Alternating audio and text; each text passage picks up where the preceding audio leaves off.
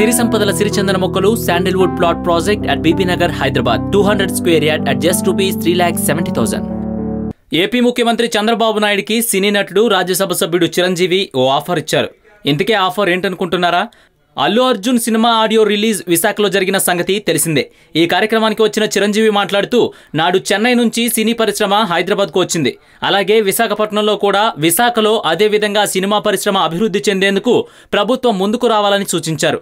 అంతేకాదు విశాఖలో సినిమా స్టూడియోలకు భూములు గుర్తించి వాటి నిర్మాణానికి మౌలిక సదుపాయాలు కల్పించాలని, విశాఖలో చిత్రపురి కాలనీ నిర్మించాలని సూచించారు.